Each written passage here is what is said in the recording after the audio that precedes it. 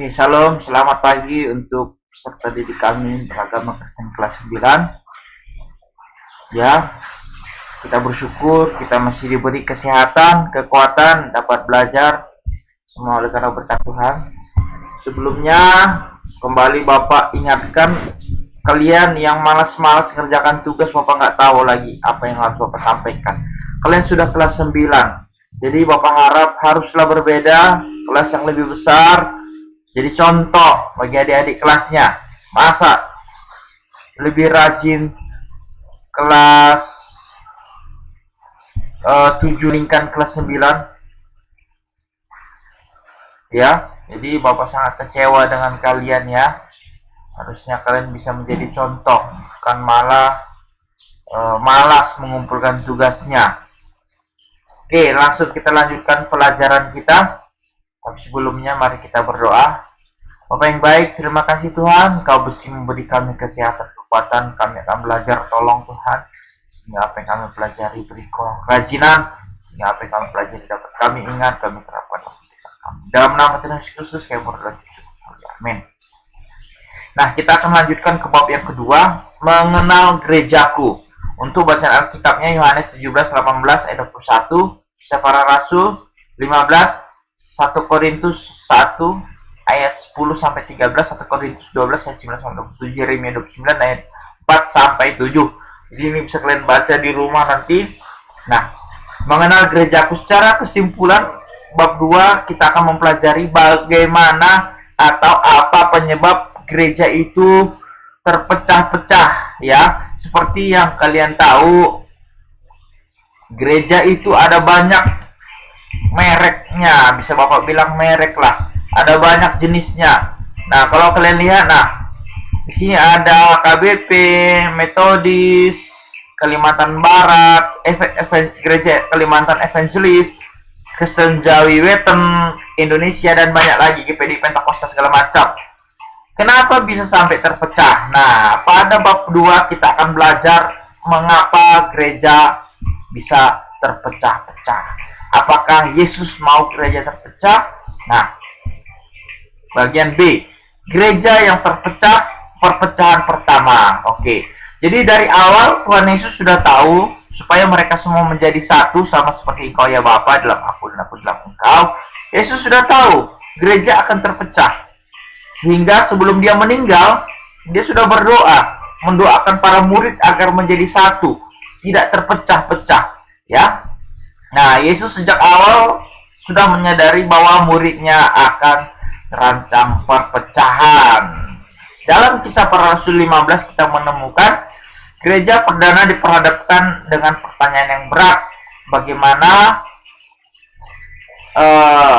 sesuatu dapat mengancam gereja untuk terpecah ya. Jadi perpecahan pertama di dalam gereja, materi ini akan Bapak sampaikan sampai nanti 10 menit ya, karena waktu kita hanya 10 menit untuk merekam ini. Perpecahan yang pertama disebabkan oleh pertanyaan berikut. Apakah orang-orang Yahudi, bukan Yahudi, yang ingin menjadi Kristen harus terlebih dahulu menjadi Yahudi? Perlu kalian tahu, Tuhan Yesus itu adalah seseorang yang beragama Yahudi. Agamanya Tuhan Yesus itu agama Yahudi, Yudaisme, ya. Dan pertanyaan selanjutnya adalah yang membuat gereja terpecah pada awalnya, apakah orang yang menjadi pengikut Yesus, Kristen itu artinya, ini Kristen artinya pengikut Yesus, apakah dia harus menjadi Yahudi terlebih dahulu, ataukah bisa dia langsung menjadi Kristen jika dia bukan orang Yahudi, orang Yunani, atau orang Romawi pada waktu itu? Nah, jadi Rasul Petrus dan Yakobus mengatakan mereka haruslah menjadi Yahudi. Dengan kata lain, mereka harus disunat dan mengikuti adat istiadat Yahudi. Tetapi Rasul Paulus tidak setuju. Dia mengatakan setiap orang yang mau menjadi Kristen tidak perlu menjadi Yahudi terlebih dahulu. Dengan kata lain, tidak perlu disunat secara jasmani. Ya. Nah, karena itulah pada sekitar tahun 50 Masehi diadakan persidangan di Yerusalem yang dikenal sebagai Konsili Yerusalem atau Apostolik, Nah, apostolik artinya konferensi para rasul, apostol kalau bahasa Bataknya. Konferensi atau rapat para rasul memutuskan beberapa hal penting di dalam kekristenan, ya. Beberapa hal penting yang harus diputuskan, disepakati bersama. Nah, jadi pada konsili yang pertama di dalam kekristenan, yaitu konsili Yerusalem atau konferensi apostolik, ada 4 keputusan yang menandakan bahwa mereka ini Kristen. Jadi jika ada 4 hal ini yang dilanggar, berarti dia bukanlah Kristen. Yang pertama, makanan yang dipersembahkan kepada berhala. Jadi orang Kristen, orang yang mau menjadi Kristen tidak boleh makan makanan yang dipersembahkan kepada berhala. Jika sampai sekarang masih ada kalian yang memberi makanan kepada berhala, mangaleon si panganon tupar bejuon, terus kalian makan, itu tidak boleh. Itu bukanlah bagian dari kekristenan. Itu dianggap sesat, ya. Yang kedua, nah, darah. Dalam kekristenan yang pertama tidak diperbolehkan untuk memakan darah. Ya, tidak diperbolehkan memakan darah. Yang ketiga, tidak boleh makan binatang yang mati dicekik atau membunuh dengan cara dicekik. Jadi membunuh harus dengan cara dipotong, ya, atau dipanah, atau dengan pisau. Darahnya harus keluar. Intinya darahnya harus keluar, tidak boleh tinggal di dalam dagingnya. Dan menolak segala bentuk percabulan, ya, atau kehidupan asusila yang tidak beres. Ini adalah kesepakatan yang pertama. Jadi jika ia mau menjadi Kristen, 4 hal ini harus dilakukan. Tidak perlu menjadi Yahudi, tetapi 4 hal ini haruslah dilakukan. Nah, namun seperti yang kalian tahu sekarang, gereja juga terpecah-pecah dalam 4 hal ini. Ada gereja yang mengizinkan makan darah. Ada juga gereja yang tidak mengizinkan makan darah. Nah, inilah hal-hal yang membuat gereja-gereja terpecah, ya. Keempat peraturan ini sudah dianggap cukup untuk seorang Kristen. Sehingga menjadi Kristen tidak berarti menjadi Yahudi terlebih dahulu. Oke, kita lanjut. Perpecahan berikutnya itu terjadi di mana? Di Korintus, ya. Ada yang mengatakan dia adalah dari golongan Paulus, ada yang dari golongan Apolos, atau ada yang mengatakan dari golongan Kristus, ya.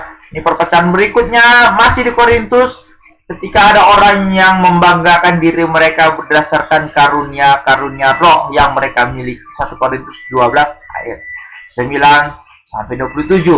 Ada yang menganggap karunia berbahasa roh jauh lebih penting dibanding karunia bernubuat, dan akhirnya mereka terpecah-pecah. Yang berbahasa roh buat golongan, yang menyembuhkan buat golongannya sendiri, ya. Sehingga perpecahan yang ketiga terjadi di Korintus karena mereka menganggap karunia mereka lebih utama. Dan yang selanjutnya perpecahan gereja timur, Katolik timur dan gereja Ortodoks. Jadi para murid Tuhan Yesus itu pada awalnya mendirikan yang namanya gereja Ortodoks. Selanjutnya terpecah karena ada perbedaan paham dan lahirlah Katolik Timur, ya, gereja Timur atau gereja Katolik Timur dengan gereja Barat atau Katolik Roma pada tahun 1054. Ini adalah perpecahan yang selanjutnya yang terjadi, yang terlahirlah gereja Katolik Roma atau gereja Katolik yang kalian kenal sekarang. Terlahirlah pada tahun 1054. Karena apa? Ada ketidaksetujuan antara pendapat pengakuan dalam iman Nisia Konstantinopel, kata percaya kepada Roh Kudus, yaitu kesetaraan antara Roh Kudus dan Allah Anak serta Allah Bapa.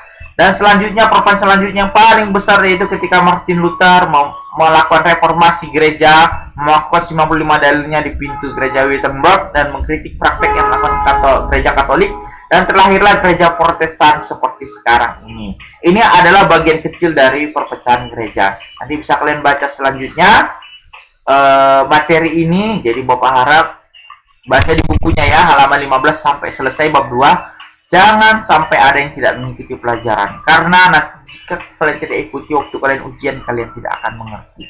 Sampai di sini video yang bisa Bapak sampaikan. Bapak harap ubahlah karakter kalian, yang bandel-bandel berubah ya waktu kalian tidak lama lagi di sekolah ini. Oke, terima kasih. Salam, sampai jumpa.